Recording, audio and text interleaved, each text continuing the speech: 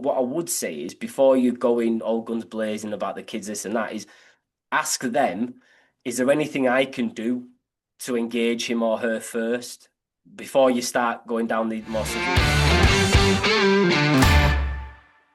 Okay, so we're going to answer some community questions today. We get quite a lot of comments and things for some advice. So I've chosen three, and we'll try and get through as much as we can. And the first one is, bear with me with this, it's quite a long one. We've started games at under seven. We went mixed teams as best we could, but had seven higher ability players. So four and a three, and then the remaining players split into friendship groups. Both teams are in the same league, with the team with four higher ability players doing really well, and the other team having mixed results. The higher ability players' parents in the team not doing as well as our team aren't particularly happy with conversations of leaving the club because of this. I have addressed the whole group with a long-winded message about expectations, how teams were formed, player development, etc. Despite our club's ethos of mixed teams, I think this really highlights why sometimes it just doesn't work. The four players in one of the teams are dominating and not being challenged, but equally, the three players in the other team are at a disadvantage. I know the league is going to rebalance the league shortly, but then there's the issue of the remaining slightly less developed players going into a strong league and therefore not developing because the ability is too much. So, with the option of being able to completely rejig the team shortly, what advice would you give? Do we go A and B, keep as is, make slight adjustments, but this will massively impact friendship groups on both teams? That this perfectly highlights a grassroots, in my opinion, a grassroots coach who's in it for the right reasons and trying to do right by the kids because hopefully some parents listening to this understand that it isn't easy. It's not an easy job. They're not just teaching football. They're dealing with all this sort of stuff as well and trying to keep the peace. That is that what he or she, I think it said that what he said there is it's tough in it. We were talking before. There probably isn't an answer. We're just going to give a few bits of our opinion, I suppose. But hopefully, parents listen to understand that it's a tough job. And he ain't getting paid for it either, by the way. He's doing it to facilitate football for young 6 and 7 year olds. So, what do we think with that? What advice could we give? Yeah, difficult in it, as you say. I think initially it's been set up in the right way. Two mixed under sevens teams seems like a good way to do it, and that there's been a focus on friendship groups. Again, I think that's important. Um, there were a few things that jumped out. You spoke about mentioned results straight away. That the team of four are getting good results. The team without four getting mixed results. Again, is that driving a lot of this? And then it also mentions parents being unhappy if they're the parents of the good three players who aren't getting the results there. So they would be happy if the teams are exactly the same, but they were winning games. So again, that's probably a question for this coach to ask, or to again reinforce the idea that we're not. The focus isn't results. It sounds like the focus is not results, but then has alluded to results quite a lot. A few other things that I don't know. You said the four aren't getting challenged now. The team where there's the four good ones, but then he was asking, well, shall we make a strong team and a weaker team? Well, if the four aren't getting challenged, why are they going to get more challenged if all of the good players are on that team? Mm. So yeah, there were just a few conflicting comments I think there where it sounds like it's been set up in the right way for the right reasons, but then it seems to have very quickly it's now results and parents are changing the dynamics of what's gone on there because I think the last point he said something about if we do rejig the teams that's going to negatively impact friendship groups. Well, that'd be a big reason not to do that. And then under seven is my other one. I believe this will be their first ever season in football. So it seems potentially quick to be making these decisions and making changes from there. And if the league are about to rejig things, which I think is a common thing that they do, maybe let that happen first and then see where things are at the end of it. But I think a really big issue with this kind of stuff where it's like mixed teams or higher ability and lower ability teams is it depends on what everyone else is doing. If you're having genuinely mixed teams, but then when you're playing a supposed mixed team and they've got a really strong team and a weaker team, then it just unbalances it. So I do think that's a big issue, making sure that everyone is doing what they should do, the other teams Mhm. involved in And then what do the kids want? Of the kids being vocal about this? Because at 6 and 7, are they even really are they noticing it? Those four that are dominating, are they not enjoying it because they're dominating? Uh, or are they actually quite liking it because they're scoring more goals and what have you? If the kids are upset, if the kids are bored, if the kids don't like it, then that's probably a cause for changing it. But if they're not really saying anything and they're just happy just to crack on and be with their mates, then perhaps the best thing would be to let this season ride out and then make a decision at the end. Because I understand what some of the stuff that they're saying there around like the challenge and stuff, because I agree that at some point putting them into ability levels is going to benefit everybody because as kids get older, if they're still in a mixed team, you're going to get it where the better players won't pass to the weaker players, and it becomes a thing. We've had this conversation recently with a couple of grassroots coaches. It becomes a thing where it's not that's not a good environment for the lesser developed child, the less the weaker. I don't like saying weaker child, but the child that's not as good as the other kids. That becomes a problem, and we've been in these teams. We know it as kids. You didn't if you were on that child, you wouldn't pass to them for fear of the other team's going to get it and score, and it just that becomes a problem. But at the minute, if you're saying that the kids are happy, then why not just let them play this season? But then look at that. You're then going to have a whole different conversation of which parents think kids should be in the A and the B team and all that. But that's not their decision. It's yours. It's your team. They've not stepped forward to run this thing, so it's you. So don't worry too much about that. But that'd be what I'd do in that situation. I don't think at under 7 as well. It's what are these little parents expecting that like, what it. difference is it going to make for the next few months? I think what the season normally finish like April, Mayish time, I think, depending on if there's any cancellations. What what is a few more months gonna do? If and by the way, that's the big thing. If the kids are enjoying it, that could be the difference between them wanting to continue and not. If they just enjoyed playing this season, just let them play, let them continue playing, then sort this out at the end of the year, end of the season. Sorry. Um, Yeah, it's it's a tough one that, but I can understand why they're asking for advice because it's so hard to meet everybody's expectations, to please everybody, and that's probably the hardest part. See, some of these people get into this just probably because they want to get some kids playing football, and then it just becomes this thing. Um, so yeah, not an easy one to answer, but I think yeah, if the kids are enjoying it, that's probably the biggest thing at under 7. I'm not saying that that's going to be the thing forever. Yeah, of course, kids need to enjoy it more, but if the challenge thing for me, I don't think that needs to be the main concern right now. I think that's probably next season, season after, and so on. These early years are about them just falling in love with playing football, and probably being with their mates is a massive, massive part of that. As opposed to, I I don't think think they'll be able to remember as a result. yeah, and I think it's just normal, isn't it? I think this is a thing that happens. You get put into a league, I guess, based pretty much on I don't know location or something like that. And I think it does. You play up till Christmas, don't you? And then from there, the results are looked at by the leagues, and they try to whatever, rank it a bit more and get you playing with teams that are going to be a similar ability to you. So yeah, I don't think you need to be rash with it. I think you need to kind of let that thing happen because yeah, you're absolutely right. You want the challenge to be right, don't you? It's not just all about being mixed forever or anything like that. But I think yeah, this does seem early. This does seem a bit early. Yeah, and the thing that I'd probably if I was that manager talking to those parents that are talking about leaving, I'm assuming they're talking about leaving because I'm hoping it's because they're thinking it's the kids not being challenged enough, as opposed to the fact that they're losing more games than they're winning. Because the kids won't remember the scores from 2 weeks ago, so don't worry about that. If they're saying if they're coming at it more from a challenge point of view, they'd be forgiven for making that point. I completely get it as a parent, but reframe it. If they're in a slightly weaker environment, then they're probably going to get more touch of the ball, but they're still going to be playing against other kids that can tackle them. So it's an opposing environment, which we preach a lot.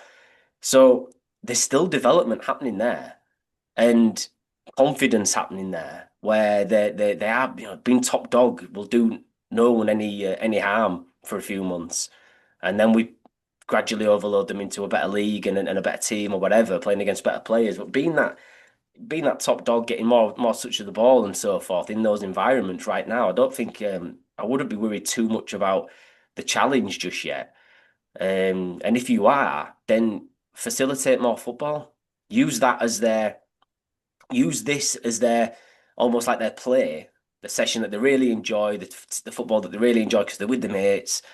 But then find them another place, such as a football school like us or what have you, where they maybe are put into an ability level and they challenge more, it's that's probably the one of the answers. One of the things I'd be saying if I was this manager dealing with this would be that is don't just pull your kids out right now. Just if you're worried about if you're really worried about whether or not they're going to be developing, then just the, find them more football. Then you've ticked both boxes for your child. I think it just comes back to the kids though. What are the kids bothered at the minute?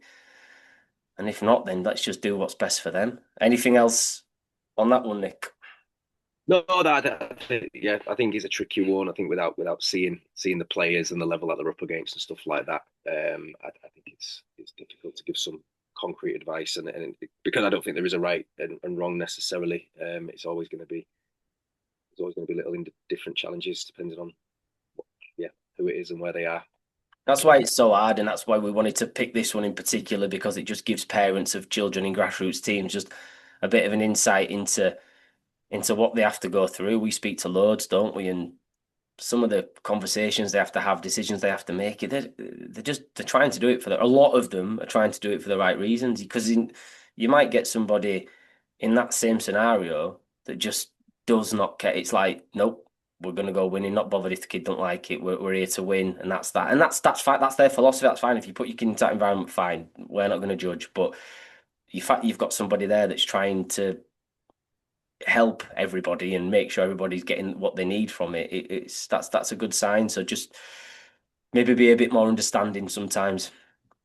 Yeah, and I think the coaches as well also, especially if it's been done like this, it sounds like it was done the right way and expectations were spoken about at the start of the season, and this is how we're going to do it. It's mixed teams, we're about player development, etc. So if that's not changed, then just hold your nerve. Just say to these parents, say, well, this is what we explained at the start. This is what you've signed up for, and this is what we're doing. If you're complaining, then that's pretty ridiculous because you've signed up and agreed to do this. And if it's not for you, then yeah, go and find another one. But Yeah. don't be no held at gunpoint by these parents who it sounds like they're the ones who've changed their mind about the ethos of how you're running that team. Yeah, and if you're worried about them leaving, then actually that might be a blessing in disguise because you might be left with parents that are just there because we want our kids just to play some football and enjoy it. We're not here for, fingers crossed they progress to the Premier League, but let's face it, they're probably not gonna. So let's just see if we can keep them in football for as long as possible because they quite like doing it.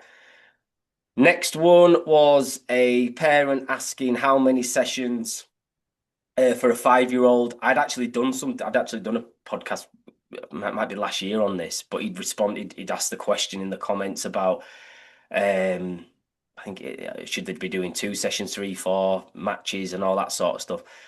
Similar to that point, that question before, it depends, and we'd need more context.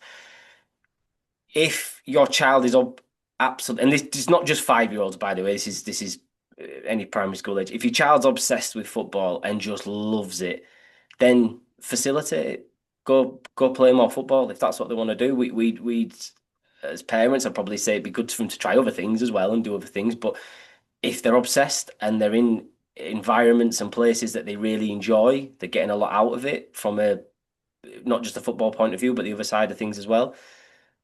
Then do more of it. Manage it. Maybe give them obviously give them breaks. Use maybe your half terms where you pull them out of everything and just let them chill out and do more of it, do other things.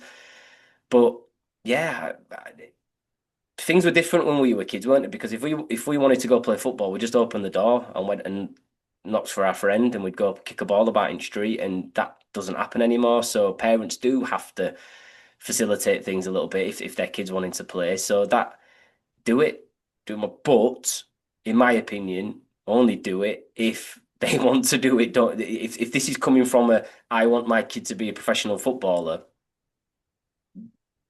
I'd be warning sign straight away would be I want because is it you or is it the child?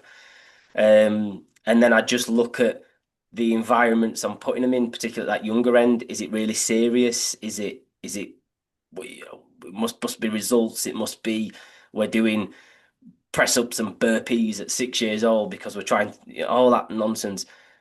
That'd be a different conversation. I'd say do less of that. But if you're in environments where they're playing football and they're loving it, then yeah, do more. I don't think there is a definitive answer to the question. It just depends on the child.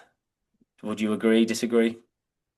Yeah, yeah, definitely. I don't think there's an answer. It depends. It depends on the child, and I think it just the important thing to do as a parent is just to be really aware of the child. So, the young lad that I coach on a Saturday morning, doing really well, always doing brilliant with us, and his dad's keen for him to progress with it all, and but he does it in a really he does it in the right way. So he's taken him to a JPL team as well. So he's doing training there, and they're going to get into matches there and stuff like that.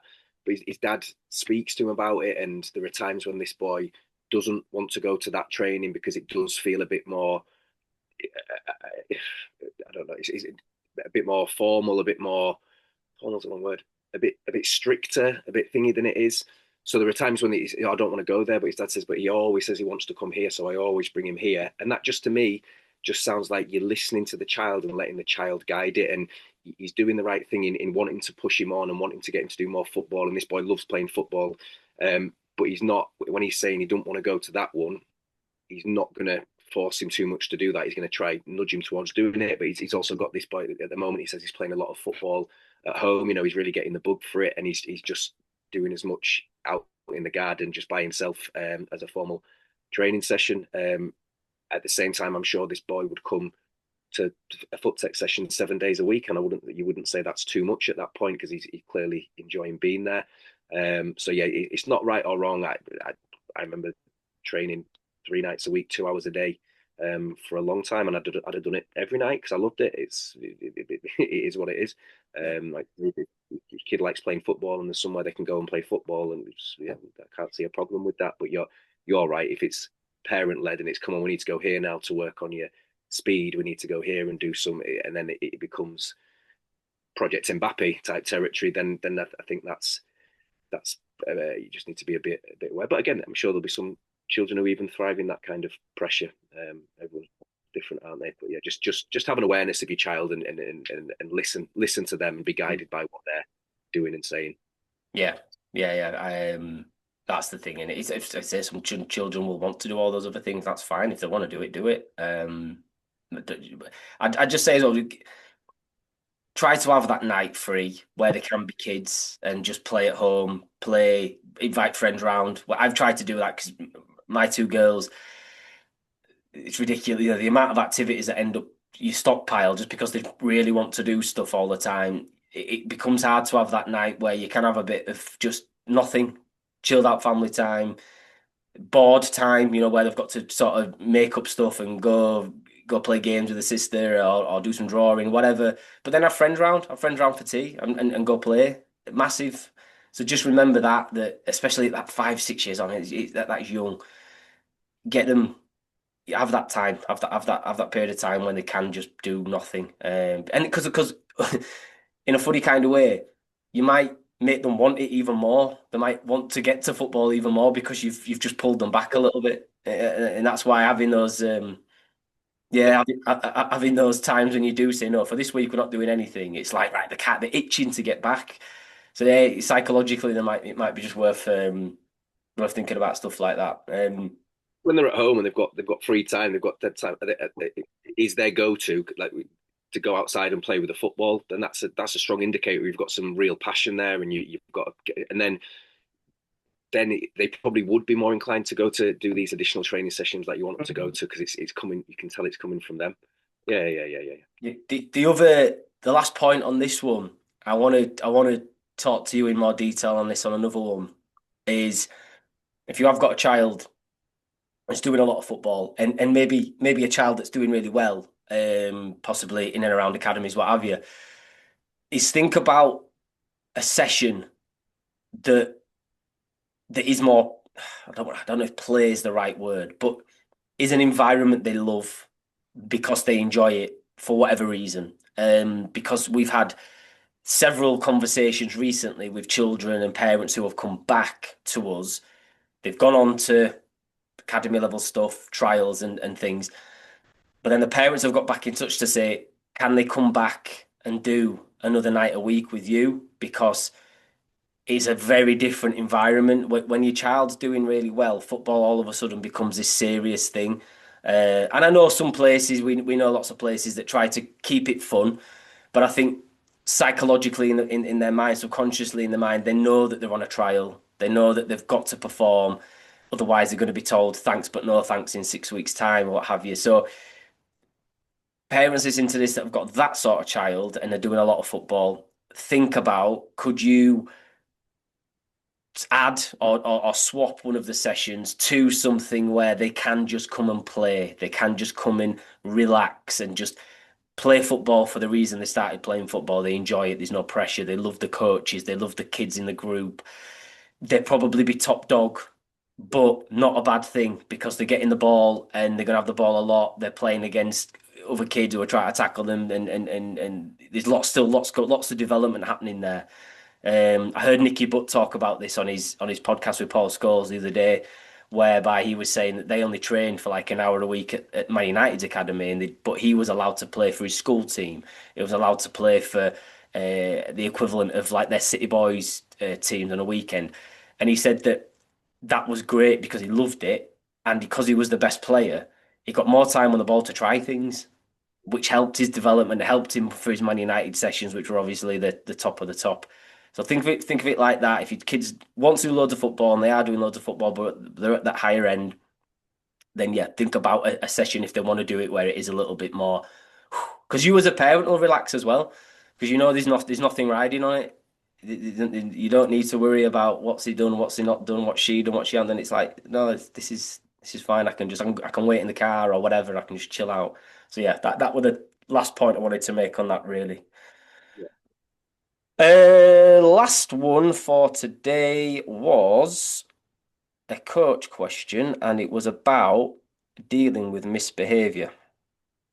Would love to hear more about dealing with misbehaviour or lack of focus. I struggle to get the under eights kids to stay engaged, and some end up wandering around not following instructions. Very open to ideas. Thanks. I think this is probably one we can help with, I would have thought. Um, you've just got to Yeah, shout. given You've just got to shout at them really loud.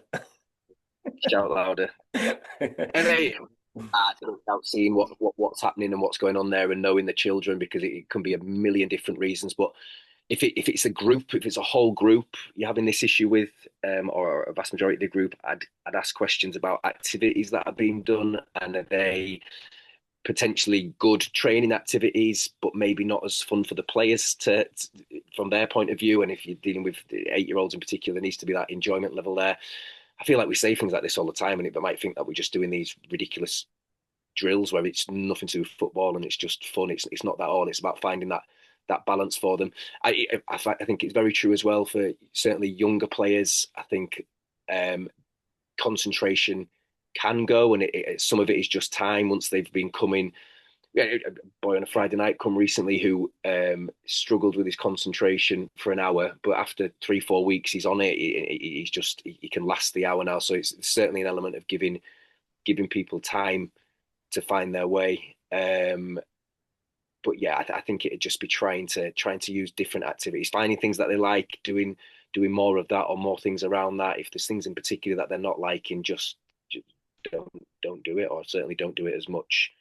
Um, if it's like, if you think it's deliberately children messing around, like making bad choices. Like in school, it'd be about, are your expectations clear at the start of the session? Um, and that's up to you. Have you my expectations when I'm delivering a PE lesson in a school are different to when I'm delivering one of our sessions on a weekend where in school, behaviour policies have to be followed and you have to do things like that. Whereas football in the evening, I want it to be an enjoyable thing. I want to come and get there. I'm not going to have them taking the piss, but I'm also not going to be a drill sergeant to them. I don't really mind if they're having fun and maybe when I'm asking them to come in, they could come in a bit quicker, but they're just messing around with each other and having a laugh. That doesn't bother me. But that comes down to an individual coach. Again, what are your expectations? I might watch this coach's session and think behaviour is pretty good. They might want them really regimented. Without seeing it, it's hard to give too much detail, I think. Yeah, I think if we can give some like tactical stuff for them, it's like don't always assume kids aren't listening if they're not looking at you, Yeah. and if they're like agitated and jumping around, whatever. Because often in my experience, I am that guy. I'm that one that I need all eyes on me because what I'm saying is absolute gold. You need to listen to this. But I've had to come to accept that kids can listen without looking like they're listening. Because what's funny is those kids that don't look like they're listening, I set them off. They'll do everything I've asked them to do in terms of like the activity. The kids that have just been nodding at me like this, looking, oh, what we doing? And so you can't, like you say, context is king with this. You can't like it's so there's not a one size fits all. But that's one thing is sometimes don't worry too much about if they're not looking at you and if they don't look like they're listening because some oftentimes they might be. Schools, like we've said, they do things, don't they? Like they do like 3, 2, 1, and then everyone has to after one, everyone has to listen. Last one in, like if you wanted to get kids in quickly, last one in always seems to work for me. You make it a bit of a game, who can get there first, what have you, those sorts of things. But the activities is for me, like you've said, is probably the biggest thing. If you've got kids in long lines, they're going to mess about because they're waiting for a turn. They're going to start talking to the mate in front and behind, start messing each other about because they're bored. So reduce the lines as much as possible. Certainly reduce the time they're in the lines if you're going to be doing those sorts of activities. I've really enjoyed arrival matches at our sessions. Not as much, they get loads more football time, but for that first 5 minutes, they're on it. It blows off that little bit of steam because you know what it was like when you came to a football session. You were buzzing to see your mates. Some of them you didn't go to school with, so you were just catching up on whatever else. But just getting them straight into a game, 1v1, 2v2, 3v3, 4v4, and what have you, and just keeping it small sided. They're on task. They're there to play football. They want to play football matches, so you're getting them into something they enjoy straight away. But they blow off that little bit of steam, that little bit of energy, which might just settle them down a little bit for that first activity when you're explaining what's going to be happening next. Gives you time to set things up. So then again, you don't need to be having them in for ages whilst then you set up and whatever. And it just eats into the time, makes them bored. We do it in PE now, don't we? We introduce free play at the start for the same reasons. It's great for development, but they're on task and they're doing something. They're engaged with it. So that my a little bit of a tip for that coach there would be certainly to look at a rival activities, a rival matches because it can be it's good for the development, but also just good for that getting them on task. I think the last resort would probably be getting the parents involved because you made a good point. Like if they're deliberately doing things constantly that's disrupting the session, you've tried all this sort of stuff. You're not there to babysit. As a grassroots coach, you're not paid. You are you're doing this out of the goodness of your heart. You've planned a session. You, if you've got a kid that's constantly doing this, then it's a conversation with the parent. But what I would say is before you go in all guns blazing about the kids, this and that, is ask them, is there anything I can do to engage him or her first before you start going down the more severe routes? Because a child might have, there might be some neurodiversity there or whatever. The child might be a different sort of learner. They don't learn well from just being told, spoke at, shouted at, whatever. Is there anything that you can do to vary your approach to help this child engage with the session more? And you might get some feedback there, not just about the child, but about your session. Maybe it is a little bit boring because they're doing X, Y, and Z and they're 8 years old and they don't want to be told about inverted fullbacks and all that sort of stuff just yet. So that, but that's something I've come to learn in the last few years is every child is different and every child will learn differently. And so can I find out as much information about that as possible? We have our forms, don't we, when a parent signs up that tells us a little bit about the child. Um, to then vary my approach. Some children I might have to talk to in a group, and then I might have to go just have another 30 seconds with that one child because they don't quite understand it in a group setting. I might have to physically take them places. That's something. Again, I don't know if you'd agree with that, but that's something that I'd consider if I was this coach, is talking to the parents. If you are having a situation where the child is constantly not doing as you've instructed or what have you. Yeah, yeah, and be adaptable, try different things, and that's an ongoing process. We talk a lot with you and I and the other coaches we have that would do the P in particular. Something that seems to work in one school with one class may not be very effective in another school where it's a similar age group or whatever. So just because it works for one, it doesn't work for others. You're talking about arrival matches there. We've always fascinated us. The really younger kids, we found that will do activities, and they'll be engaged and fully on it.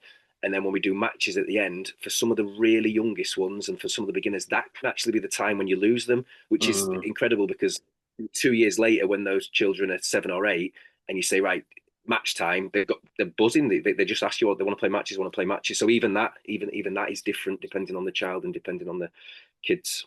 Some Yeah, love matches, but I definitely agree with that younger end, and that might be where we're big fans of the rival matches for the science behind playing more football in that environment, in that sort of way. Sorry, we don't need to go into that today, but it might be that you say you get a ball and it's a keep up competition. How many keep ups can you do before everybody gets here? So something that gives them something with a ball. Go score goals. How many goals can you score with your right foot? How many goals can you score with your left? Whatever, but just give them something to do that engages them. And if that means it's a ball each stuff, fine. We'd obviously promote the other bit if possible, but if it needs to be a ball each thing, absolutely fine. But do give something, an arrival activity that just settles them into it and just engages them a little bit.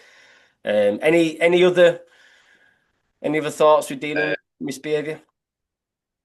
it'd just be I'd be praising positive behaviour of the other children. If there's other children in the group doing what you are wanting the rest of the group to do, that would be my focus, and praising that and reinforcing that more than trying to get the other ones in line. You'd like to think that from you praising the people doing the good thing, that's sending a message to the other ones, and hopefully they start to take that on board as well. Yeah, and then maybe overpraising those one or two children when they are doing the right things and they are on task. Overpraising them for doing that and just reinforcing it a little bit. And if you have like little awards, we have Player of the Week, don't we? And we often use that to reinforce it. Yeah, the positive thing that's something I've learned from being in the schools from you really that yeah, if you've got a tough class, but you've got the 5 or 6 kids that are just constantly doing things well and doing the right things, making the right choices, just really making a big thing of that, then yeah, it often does ripple out. You'll never, there's not a one size fits all, is there? That's a probably takeaway for this. It's just controlling what you can control. Hopefully, some of these tips help. It's not easy. You're dealing with kids. They don't come with instruction manuals, do they? Unfortunately, but yeah, hopefully some of those help. If you are listening to this and want us to waffle on about things that you're interested in or need some help with, we don't have all the answers, as you've probably come to find out, but just chatting about them, you might just get a few light bulb moments that help you. So if it's anything, if you're a coach, if you're a parent, then just drop some comments in or email us directly. Absolutely fine, and we're always happy to help as much as we can.